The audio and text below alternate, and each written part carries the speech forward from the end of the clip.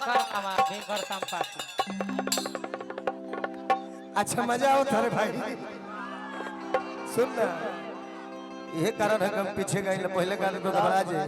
Hello माई बाप, hello माई बाप। आज आजकल एक एक चीज के हमार भाई दीवाना बड़ा सब कौन हमार बाघ हमार शेर भाई एगो गीत गौल हो हमारा प्यार के बदला में कि बोलो का दिले बाड़ू हो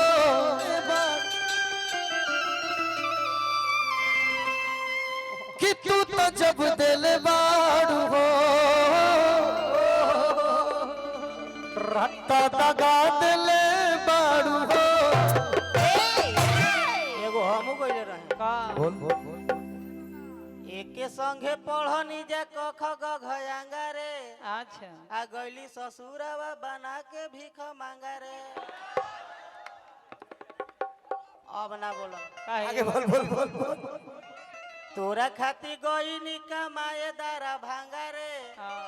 आ मार धके धून देलो सन दू चार गो लांगा रे।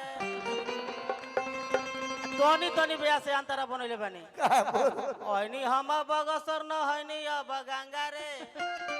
आ मंदिर के पुजारी जी से हो गइल पांगा रे।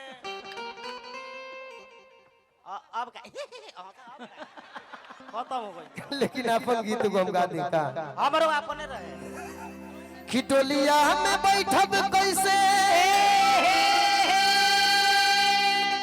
अरे सज के सवर के अनहिया के नाता टूटी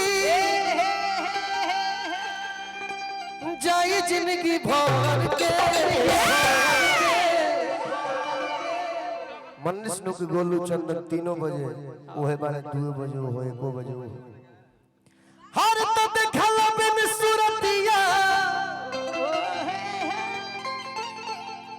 अमन होहार जाई हमरा साइड सॉन्ग में रवे के नहीं खे डांस करके दिखाओ। अरे रोज लोग एल्बम में देखा था कि हीरोइन रोवती है हीरो रोवता तनी कला पेश करत आनंद आ जाओ कि सुसुकी के रोवता यारवा जहरा खाके मर जाई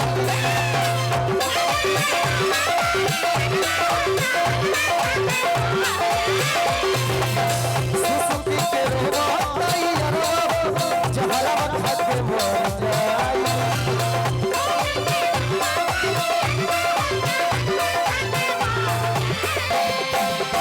दुनिया में बैठब कैसे सज के सवार के दुनिया में बैठब कैसे सज के सवार के नहिया के ना तो टूटी जाई जिंदगी भर के नैया के नाता टूटे जाई जिंदगी भर के देखला बिन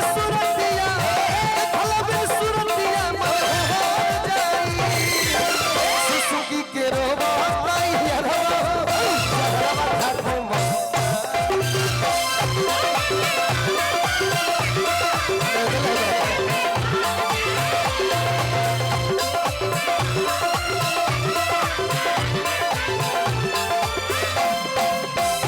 संतोष भैया अपुल भैया